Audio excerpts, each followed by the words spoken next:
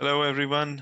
I have with me today Srinivas Sadi. He is all year rank 310 this time with psychology optional, and the rest of the introduction about how much marks he got in psychology and which attempt is it for him.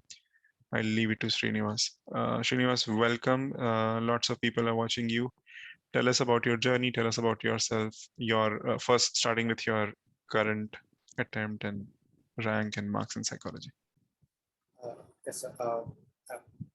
This is my seventh attempt actually. So and the optional that since my first attempt, the option remained the same, psychology.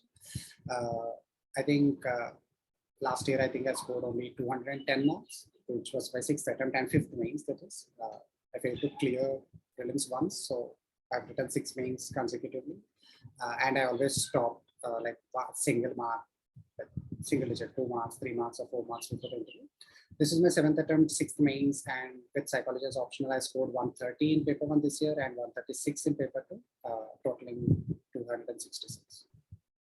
Wow, that's great. The seventh attempt, Shreyas, how did you hold that patience? What do you have to say to someone who is, let's say, in their fourth attempt and already thinking of giving up? What are your words of wisdom? I'd like to highlight 2 things.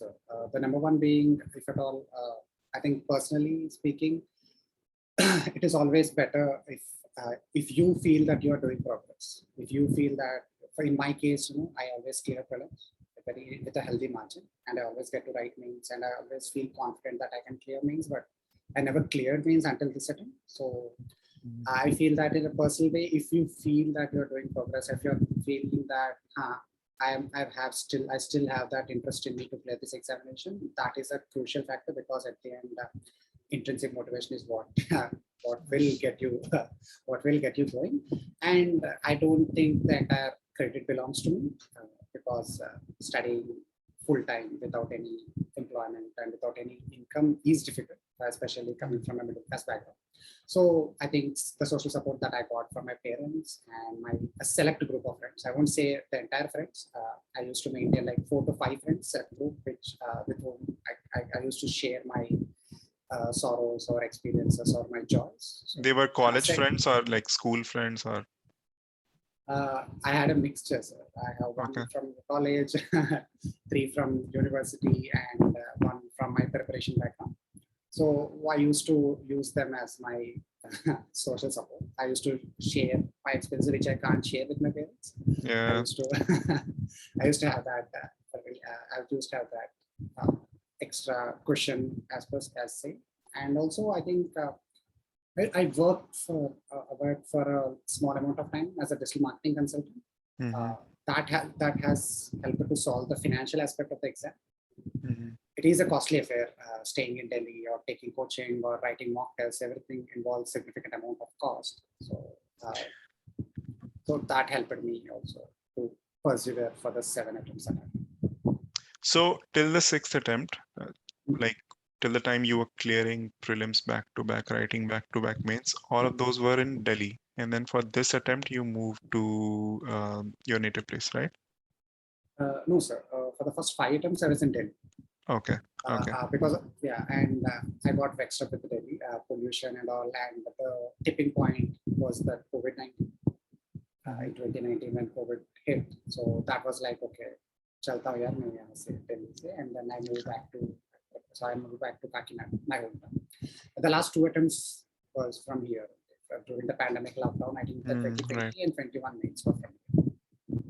How were the challenges with the pandemic? Was it like zero challenge for you, or was it challenging because anyway the aspirants don't go out of their homes? Now when it is a complete lockdown, was it a blessing or a disguise? Oh, sorry, was it a blessing in disguise or was it a curse? Sir, I think I have to accept the privilege that I was born in. My mother and father both had a government job. My papa retired in 2020. So maybe I can't compare with the miseries and the the heartbreak that millions of people of our country and along across the world has gone through due to the lockdown. But maybe because my parents both were in government service, my papa retired as a clerk and my mother still works as an assistant in a public sector insurance company. So I think that helped me blunt the impact of the lockdown because they were receiving regular salaries, and fortunately, I did not. Right. I was not affected by the lockdown. Right. I mean, you have a really remarkable journey, Srinivas. The whole story that you have is really motivating. But because this conversation is going to be more towards, psychology optional aspirants, I would, like to switch chapters there. Um, Tell us about why did you choose psychology? How, like, what crept into your mind? You were a digital marketing consultant. How did psychology come into your mind when you're looking for an optional? Basically, I did my graduation in mechanical engineering. So, Okay. as majority of the engineers do, I, I don't remember anything from mechanical engineering. At least not to the extent that UPSC expects from an optional. So I was pretty sure that mechanical engineering was not my cup of tea. And as the trends would have it, I thought humanities would benefit me, but I had this bombardment of like 22, 23 options that I had to choose from. So I was going through the list and I was going through the syllabus of every optional. I was trying to choose which is the better one. And then psychological syllabus felt very relatable. It was from day to day, like right from waking up, which is dealt by the chapter sleep, and then how to push yourself, motivation, emotion, attention, perception. Everything felt very relatable. So I was in, sorry to interrupt, did you go through syllabus of every optional? How? no, sir. No, sir. 23 May, I think, I don't know how many exact Let's options say are there. so you shortlisted 4 or 5 optionals and went Yeah, through their yes, syllabus. yes. Okay. Yeah, went through the syllabus. And then what I did was I tried to open the NCRT of psychology because I was advised by one of my seniors that he is an IAS right now. So he Okay. told me that if at all you're planning to pick an optional, the best thing you can do is that you go to any bookstore in Delhi or anywhere, just ask for a basic textbook of psychology. Don't buy it. Just see the 50th page, 100th page, 150th page, and 200th page of the textbook and try to read there. Just stand there and read. Just tell that buyer ki buyer मैं खरीद रहा हूँ 1 minute में देखना है मेरे को. So what I did was I think I asked for Baron there and I was reading because what he said made a lot of sense, and I think the newer aspirants will find it useful with that advice. Is that he said that every optional has a particular writing style.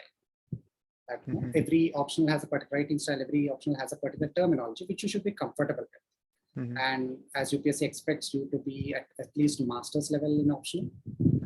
So he said that you should be comfortable with the terminology. So I was reading the Baron. It was very easy. I felt like as if I was reading some novel or a non-fiction basic one. So then he asked me to go to the NCRT of that particular subject. So I picked NCRT class 11. I picked chapter 7, memory ka chapter, and I tried to read it. It felt very easy on me. I was like, okay, I was actually intrigued with whatever is written in the NCRT. I was like, okay, this is it. So this is what I have to choose. So that is how I came to I came to the conclusion that this should be my option. Got it. So when you were giving successive back-to-back mains and you were not getting an interview call for 6 attempts, did a thought ever crept into your mind? It is because of the optional and walk us through that journey. Did you ever consider changing your optional or something?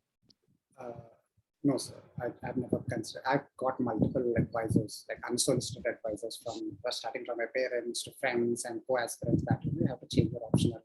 If you change your optional, you will automatically score like higher marks. You can choose Telugu literature because there is this. I don't know whether it is a myth or reality that language literature optional score heavily in optional. So I don't know whether it's a myth or reality. So they asked me to change to Telugu literature. They asked me to change to mathematics, or they asked me to change to physics and chemistry, so that you will score higher marks. I always thought that I was working hard with the optional. There is something. Actually, what happened is that the problem with me is that every time I write mains, if the interview the cutoff is X marks, I used to lose by X -2 or X -3 and X -4. So the message that I used to get when I saw my marks is that, okay, I am in the right path. It's just that I have to work a bit harder. I have to push a bit harder so that you will be in the interview. It's not that your preparation is not good or you're not good at this exam or anything. That was the message I was taking. So in 2020, when I joined your test series, you conducted your test series in 2020. So I joined and I wrote, I think, two or three tests only. So what I did was, when I, one of the reviews that I got when I wrote GS mock test is that I'm writing more than what is required. So if they're Okay. asking a specific one, I was trying to show off my knowledge, quote unquote. That was the word that one of my GS mentors used. Don't show off your knowledge. It's okay that you have been in this exam for 6 years. And I know that you know a lot about parliamentary standing committees. The question was about parliamentary standing committees. So he said that don't show it off. Don't show off, this is what is there. He did not ask for you, he or she, when they were framing the question, they did not ask for this additional information. So try to restrict. So I took that advice to a extreme. What I did was I removed the IBC format. So if they ask me what is the question, like if there are challenge, what are the challenges in Indian agriculture, instead of giving an introduction, I just wrote one. So and select irrigation 2, 3, 4, and then I ended the answer. I felt very happy after mains. I came out very happy. Okay, I followed everything, and I did not clear the mains again. This time the cutoff, I lost the cutoff by 85 marks. Then I realized that okay, so there is a specific strategy that you have to use for mains, and then I worked on it. So I think that is the change that I've done for the second, so both for GS and optional. So that is the reason why I think I cleared this time. So feedbacks can go wrong then. Yeah. So don't take. Yeah, don't take to the people watching. Don't take feedbacks too seriously. Like you are your best chance. Yeah. And also don't take it to an extreme. I think you should rely on 2, 3 feedbacks at least before taking a drastic change in your strategy. So I think I don't know. I also confronted that. I also asked that mentor कि अरे आपने बोला कि ऐसे लिखने के लिए. Then he said, "अरे I did not say इतना extreme that you will ditch the IPC format. That is not what I meant. I said that don't show off whatever extra knowledge you are trying to show off. You took it to such an extreme that you have ditched the IBC format. You can't expect to clear that format." All right. So we are still on that, initial stages of psychology, like choosing psychology as an optional. Tell the audience here, how much time does it normally take for someone who's planning to crack it in the first attempt? How much time they think they should dedicate it to the optional? I think 3 to 4 months should be sufficient. If you are reading psychology for the entire time, maybe 3 to 4 months minimum. Okay. And I don't know whether I'm the right person to answer this question because I think I've spent you are definitely 1/4 of my life with optional. So I don't think I'm the right person because especially for the first time, I think I can tell what are the pitfalls that I've done and what are the pitfalls that people should avoid, especially the first timers with this option. I don't think I can give a time frame. Yes, so one of the pitfalls is that number one, doesn't matter what is the source. Try to get the content, whatever is stick. I felt that the GS strategy works for optional also. So in GS 1, 2, 3, 4, generally people say that for every keyword that is mentioned in the syllabus, try to have a 200 to 50 word notes for it.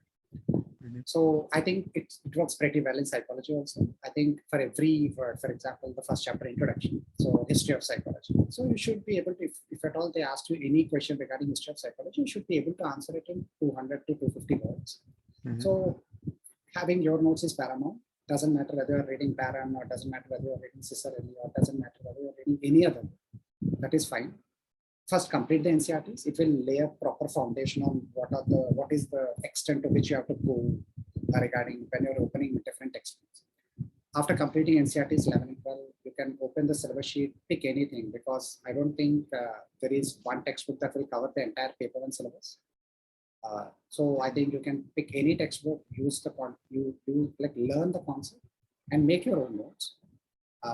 So that I think is the key. I don't think have reading param or reading necessarily will make the difference. At the end, you will have 2 to 3 pages and 7 to 10 minutes to gather your thoughts and put it on the paper.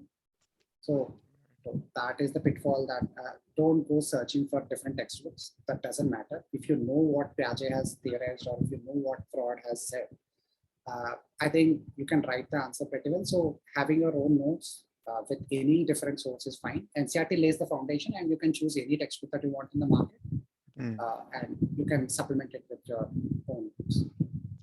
Got it. So you're saying sources are lesser important than your own understanding of concepts and your own notes that you make out of those sources. That's a great point.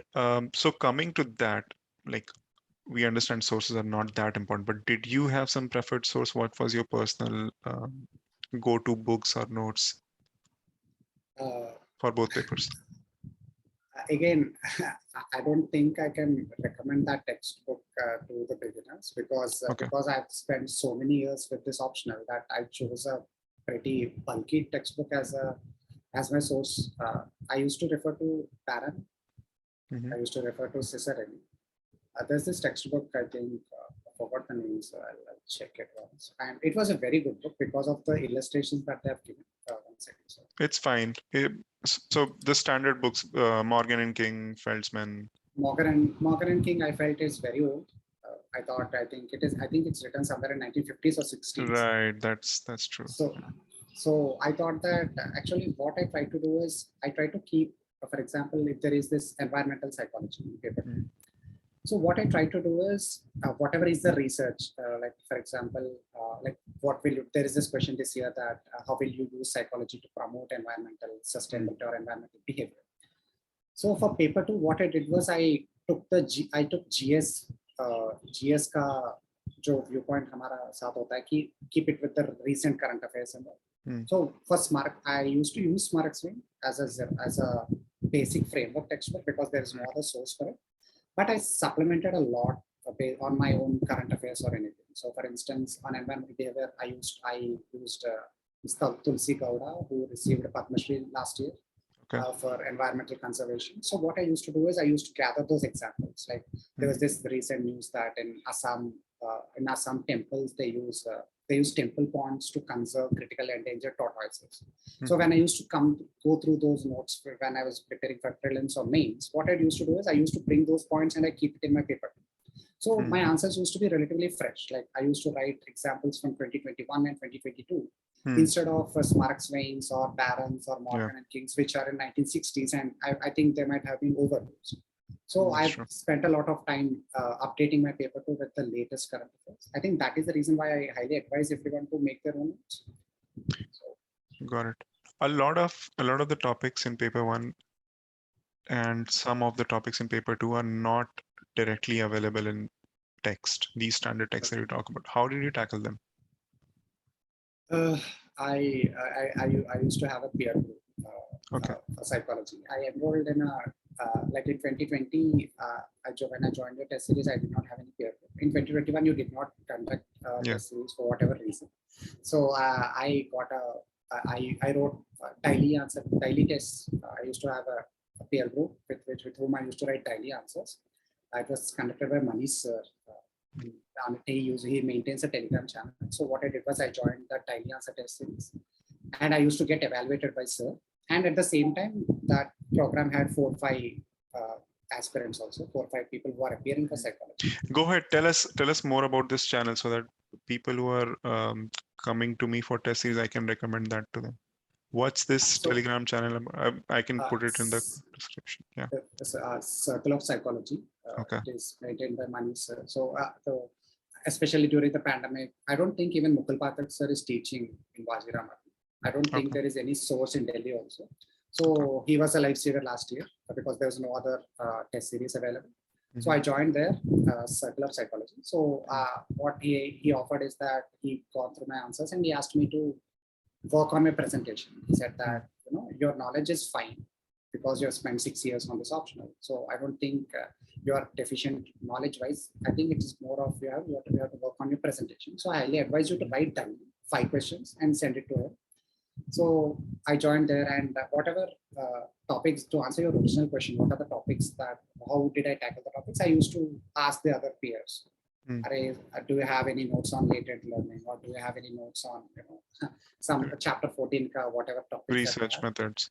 Yeah, research methods. I, because of my 6-7 years, I read the entire textbook on research methods. So that was not a problem for me. There were these topics which I don't know why they are included in the syllabus at least, such as, I think,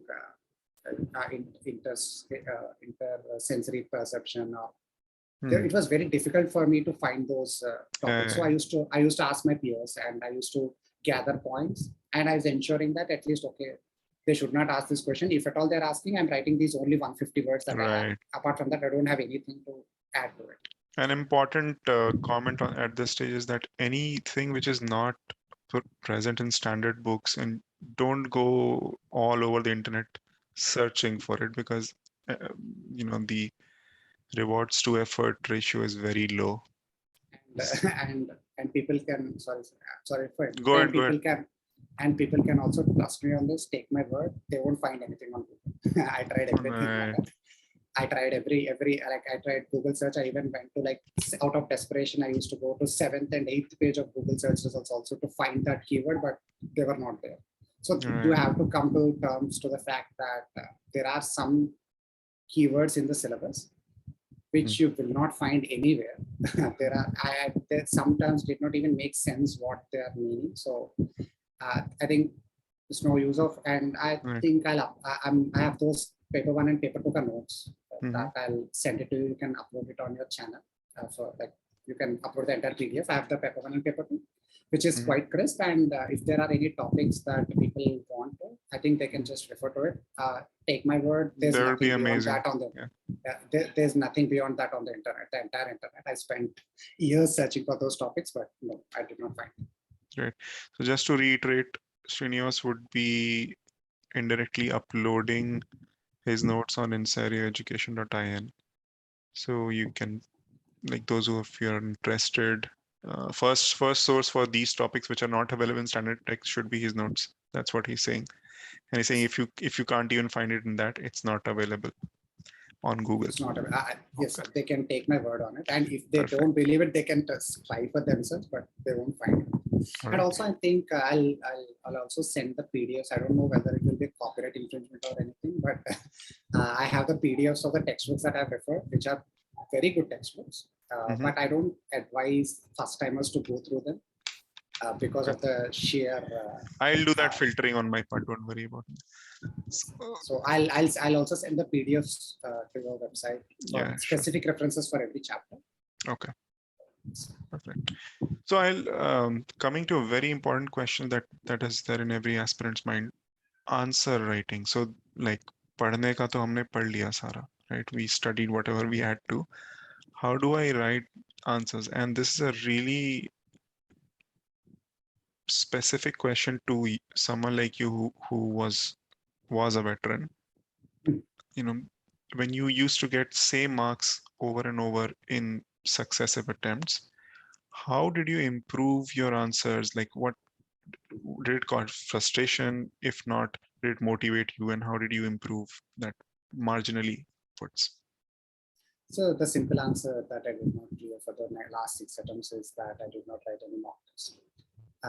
That is a very simple answer. Like, I'll agree. I don't know whether it is I was being headstrong, or I underestimated the value of the mock test, or I underestimated the comments that I can get while writing mock tests. I underestimated them a lot. I don't know why there was a discrepancy, because every year for prelims I used to write 50 to 60 mock tests every year, and I used to analyze the questions for whatever mistakes I've made in the prelims. I used to analyze them. I used to make an extensive notes of it. Sorry, I don't know why I did not think that would apply to means. So I admit that for the past 6 attempts, I think the reason I did not clear is not writing mock tests. So that is the only change that I've done the 6 attempts and the 7th attempt. Is that I wrote mock tests. I did not read anything because I've already been with this optional and GS for the last 6 years. This time I've written a lot of mock tests. I think I've written 12 with Manish sir, as I already told you. So for the one of the great advice that Manish sir told is that for any theory, especially in psychology, he asked me to, for example, if there is a theory on like Piaget's cognitive development theory. So what he said is that like cognitive theory has this like you just search for Piaget's cognitive theory on Google and go to images tab of it, and you will find a lot of illustrations on Piaget's theory, which you can directly copy it in your notes. So what it does is that, number one, it brings novelty to your answers. You're telling the screen, you're telling the same point that there are 4 stages and all, but instead of writing them, you're pictorially representing it. So the number 2 is that you are actually you're saving some time by doing the pictorial representation. So I think that is one thing that has helped me a lot during my mock test. And the other thing that I can say is that for every topic that is mentioned in the syllabus, maintain a very simple definition. So if it is memory, so what is memory? You have to explain it in one sentence, very simply in a layperson language. And the same way, like if it is an Atkinson and Schifrin model, so tell me in one word what is it. So in my notes, which I'll upload it in our channel. So what happens is that for every topic, there'll be what is it wala question. So it doesn't matter how trivial it is, learning, what is it? So learning, what is it? You should be able to explain what it is. So what is it? If it is a theory, salient features in point format. Ditch the paragraph format, because the problem with not ditching the problem with writing in the paragraph format is it takes a lot of time and you're conveying too less by taking too much space and time. So you can go with the point format. So if it is a theory, you can go, the second point will be salient features, 1, 2, 3, 4, 5. And then if it is a theory, the third will be contributions, 1, 2, 3, 4, 5, and criticism, 1, 2, 3, 4, 5. And conclusion, anything, like, how Manish sir, like this conclusion thing also, sir only told that you can link that, for example, if there is a Piaget theory, you can link it with national education policy or whatever is in news, current news. So that, you're not only staying in the book, like you're not only limiting yourself to a Barron or a Cicerone. Instead, you're trying to apply that theory in the recent current affairs context. So what I used to do is, for every theory, I used to have this intro, salient features, contributions, criticism, and how that exact theory, if implemented in Indian schools, will lead to the achievement of National Education Policy 2020 objectives. So for every theory, for every topic, I used to have a current affairs written down there, which was my default conclusion. Whether it can be a sustainable development goal or can be any scheme. So conclusion, link it with current affairs, introduction, a very basic introduction. You have to memorize it, in a very simple line, and try to use figures or diagrams as much as possible. The thing is, content, the mistake that I've done is that content is not equal to presentation. You might have all the information in your mind, but if you don't put that in the 2 pages in 7 minutes or 10 minutes, the examiner, his or her, like he or she cannot know how much you know. They only know what you have written, so they'll award marks accordingly. So I think people should work on the presentation aspect as well as the content. I'm not saying that the content is not the king. Content is king, but you have to ensure that it is translating effectively into presentation as well. Got it. On that note, is it same writing style for both paper 1 and paper 2, or did you follow different presentations or content or example styles for paper 1 and paper 2? Actually, like, generally speaking, both are same, sir. I used all like GS 1, 2, 3, 4, paper 1, paper 2, everything had the same style. I emphasized on points because actually there's another misconception that people have, I used to have especially, is that this examination is something that mere mortals will not be able to handle. So I always underestimated, I always thought that UPSC is getting professors from Mars or Jupiter to correct these papers, which is not true.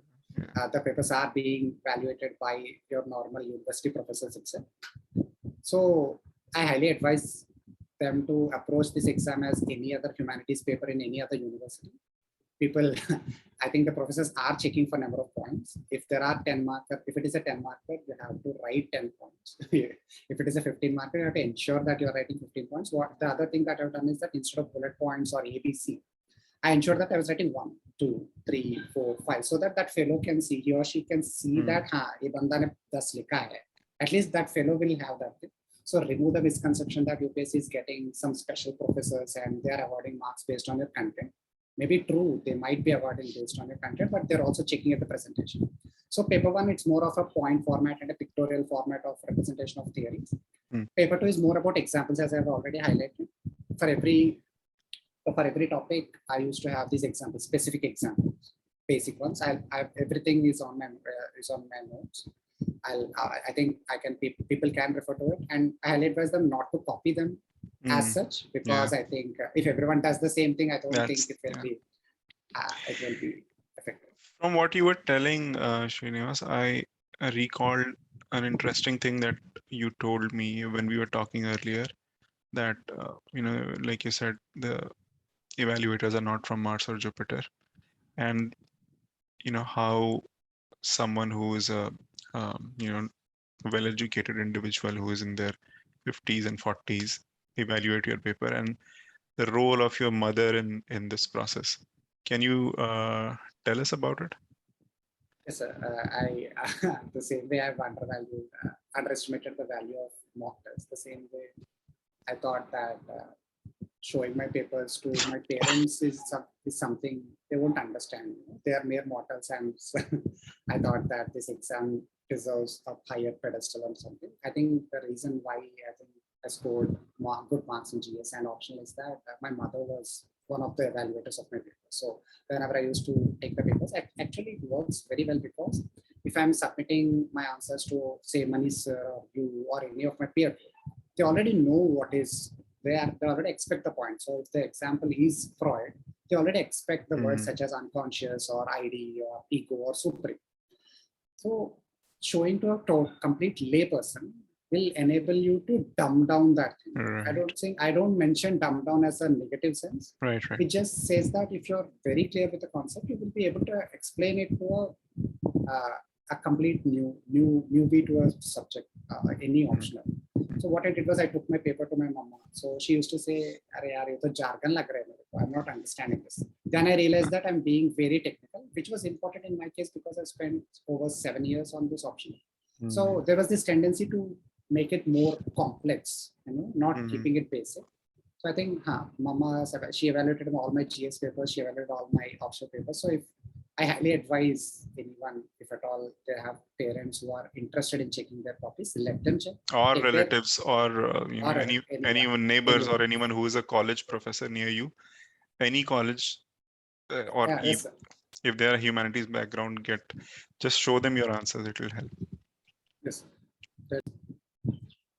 So, Srinivas, while we are in answer writing discussion, tell us what is the correct stage at which someone should start answer writing? They can't start like right away, or do you recommend that? Or should they wait for complete syllabus completion for both 1 and 2 second paper and then start it? Number one, what I've realized is that the syllabus will never be complete. Okay. Even in my 7th attempt, there are some loopholes that I was secretly hoping that they won't be asking, like these topics such as program instruction or self-instruction learning, which did not make sense at all. Yeah. So there are some topics which you will never find the notes, which you will, like, no matter how Googling you do or how many peers you contact. But at the same time, I won't say that without knowing anything, you will be able to write answers also. I think once you complete the basics of every chapter, if you know what exactly what is it and what the basics of every chapter, especially paper one, I highly advise anyone to, once the NCERTs are done, those are the basics. So once the NCERTs are done, you can always read the paper one ka basics. Don't go word to word in a syllabus. Just go to the basics, and then once you complete it, I think after prelims, it is okay. You don't need to have you don't need to specialize in answer writing before prelims. I think after prelims, you can always start when they are waiting for the results of the prelims.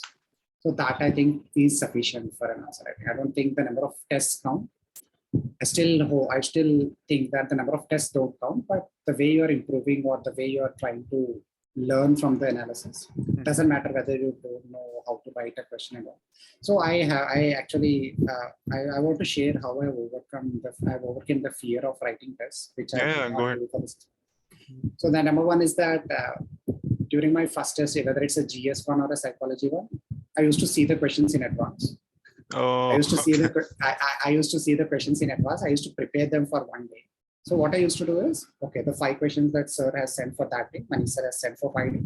So what I used to do is, I used to read the questions and I used to revise them. I used to practice them, and I used to sit with no time limit at all. There's no time limit for me. It's just that there is a space for me. I have to write it. So that what happened is that I think it is systematic desensitization or whatever that we have in paper. So I used to have this fear hierarchy. So what I did was I utilized that. So what I did was, so without any time limit, without any pressure. So I did not want to expose myself to too much of fear. So I read them and I used to write them. So for the first test, I prepared. I did not. I know that I was cheating myself, but I thought this is always a progression. There is that is waiting to happen. So I think after 1-2 tests, what I did was I kept time limit. So this time I prepared the questions, but there is a strict time limit. And then the next source was that I prepared the chapter. I did not see the questions, but I know what are the chapters that the questions come. Then the next level is that I prepared the chapter, and then I saw the questions, I used to write. And the fourth level was that, now I was like, I know what it happens. I know pata yaar, kuch nahi hota isme, likhna hai, sirf 2 page likhna hai mere ko. So once I overcame that pressure of writing tests, then I was writing it without seeing or without reading anything.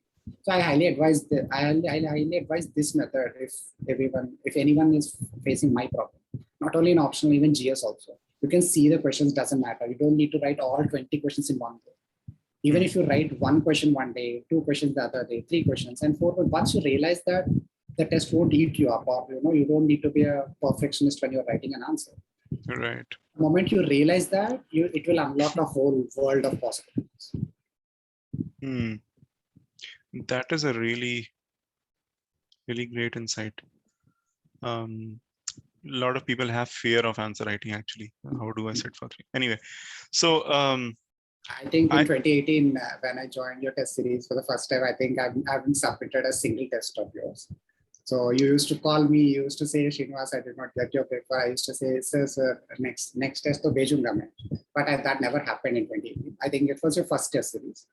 Yeah, 2018 was the first. So yeah, so the reason I was concerned was that I'd handpick people, and then out of those handful of people who I had time for, they are not writing tests. So I was like, okay. All right. So one question is very close to my heart, and that is about, and it is close to my heart because of how I failed this exam, right? I failed because I did not have good scores in GS. My interview scores were good. My option score was really good. So how does one balance GS preparation with optional preparation? What was your thumb rule to do that? Like, did you devote, like some people say that devote 20% of your time to optional, or yeah, pura marks jod lo shuru se leke end tak. So like every paper is 250 marks, optional is like 500 marks, divide it and then put in. What was your strategy? I used to see those papers as I used to see papers as 6 different papers. I used to ignore essay because I thought preparing for essay is something we can't do. I always thought that if this works only if you are relatively good at writing like paragraph or thing. So what I used to do is essay ka preparation will be done when we are doing GS. I'm not saying that I won't prepare for essay. I used to prepare in the last 5-6 days before the exam, but I used to keep that aside. What I used to do is I have 6 papers and I have, like, for example, 60 days. So I used to allocate 10 days each for every paper because rationally speaking, that is the proper thing to do because everything carries 250 marks. There is this tendency of neglecting paper 2.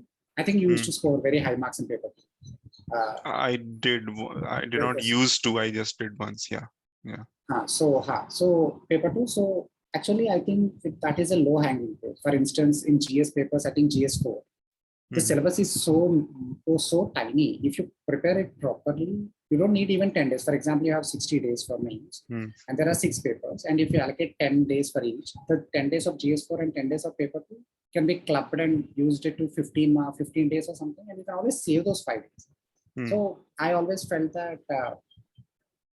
not ignoring GS4 and not ignoring paper 2 is a good thing to do, because they are low hanging fruits and you have to actually cash in on them. I did not use this optional ka itna zyada hona chahiye or GS ka zyada hona chahiye. I used to approach them as an individual paper, six different papers. All right. I am really tempted to ask you something out of psychology, and that is, how did you clear all prelims that you ever wrote?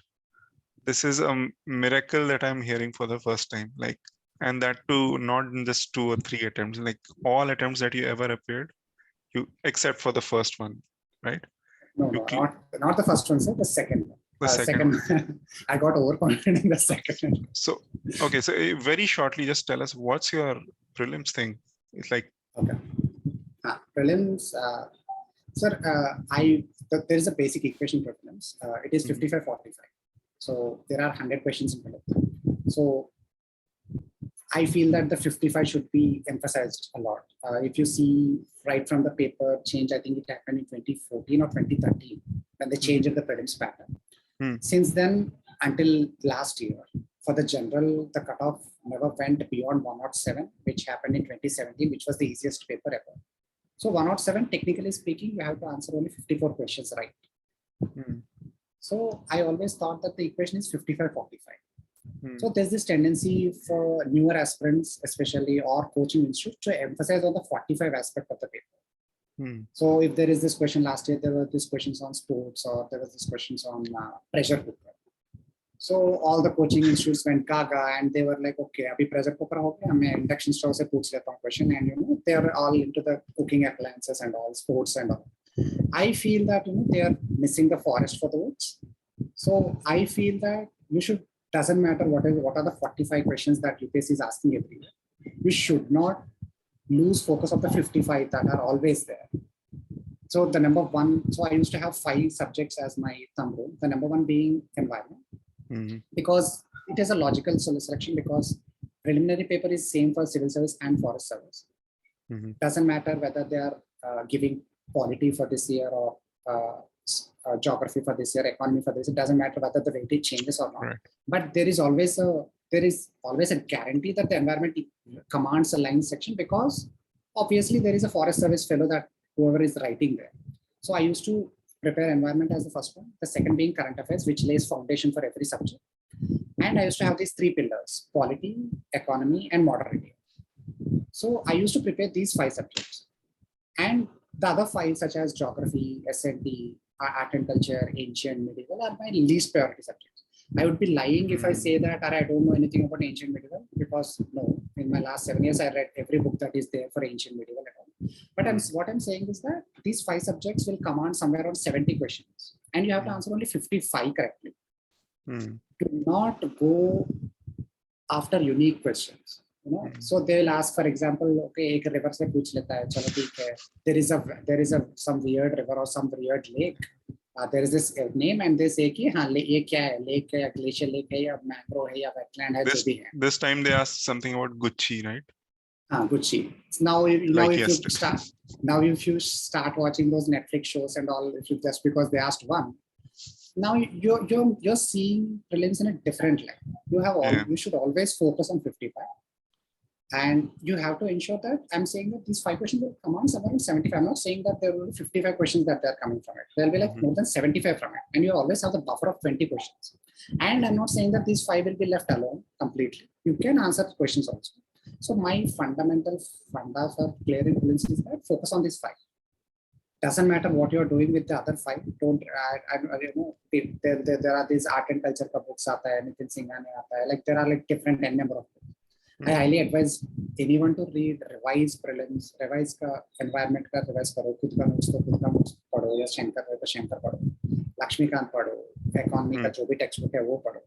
Try to revise these 5, because these hold your key. So whenever I clear prelims, the reason I clear prelims is that these are the things that was saving me instead of wasting time on these 45 questions that are, I feel that is a noise. You have to focus on the signal.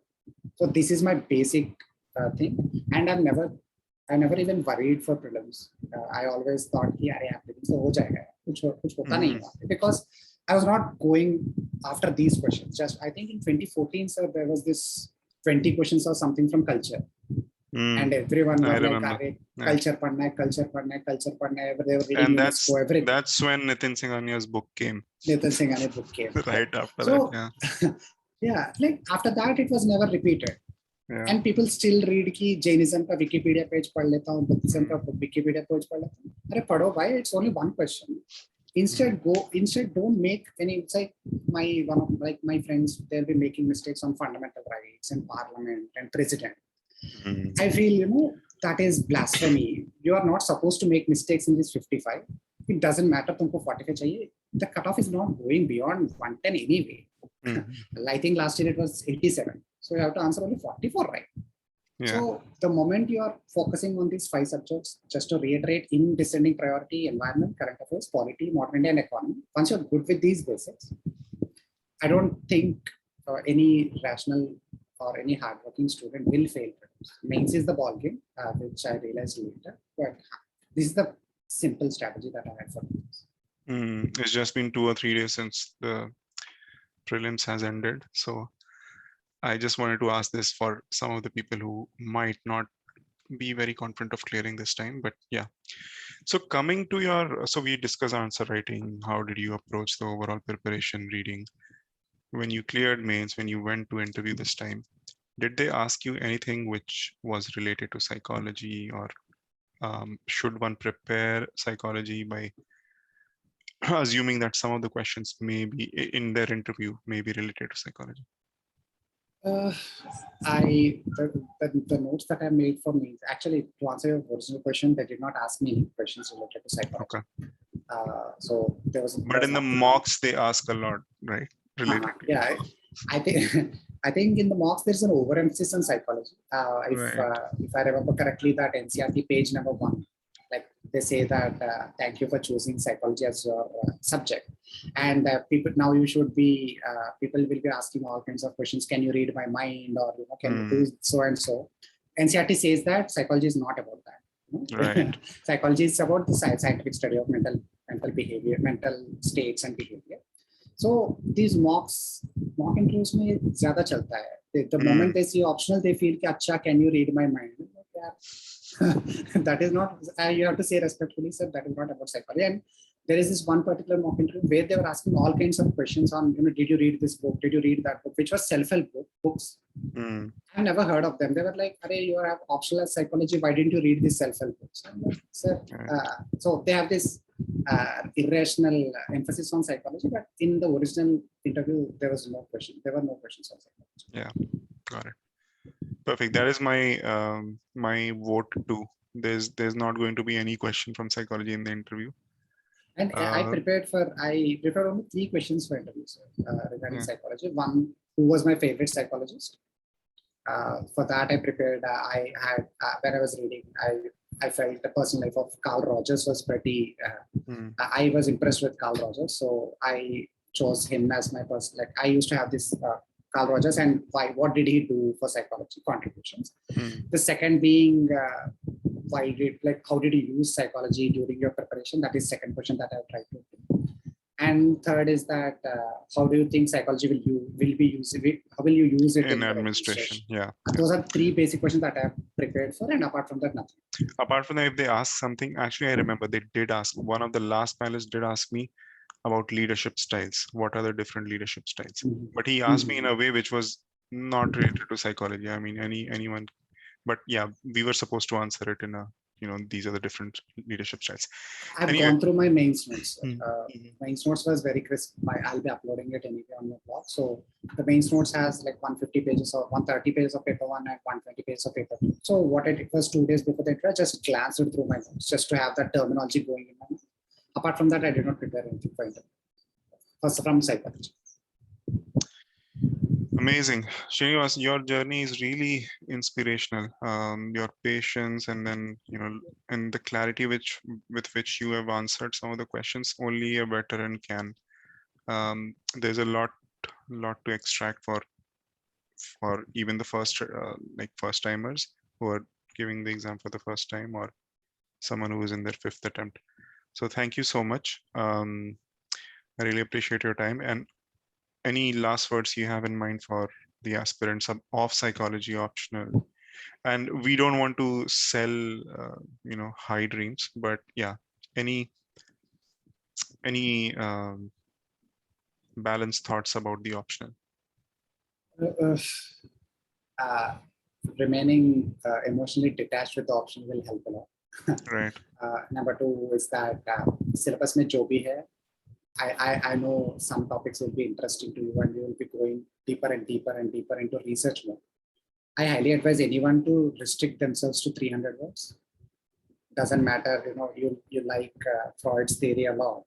That doesn't mean you have to keep reading and you have to read more stuff and all. Just restrict. Look at the psychology syllabus as a collection of topics. Don't use gestaltist philosophy. Whole is greater than the sum of parts. You just stick to the parts. Every topic, take it as a one topic. Ensure that you have 300 words on it. You have 10 points on it. And once you have 10 points, you move on. That's okay. Just because you like a theory, don't go digging and digging and digging into one theory. So have a collection of all these topics, have a notes for every topic, and just revise them and just practice them to just solve a number of questions. It's okay. I mean, we love pets, so it's fine. All right, Srinivas, thank you so much for your time. It was amazing talking to you. If I hear any comments on this video, some of the questions that may not have been answered, I'll try to answer them myself. If it is beyond me, I'll get it from you, right, in future. Sure, sir. I'll be happy to. Perfect. Thanks a lot, Srinivas. Thank you for your time. I'll be sending whatever PDFs and my notes to you. You can upload it, or if you want a write up, I can also I can write up a blog post and it's fine. I think people have enough information here, so I'll put your notes on the website and then. Thank you so much, Srinivas. Thank you so much.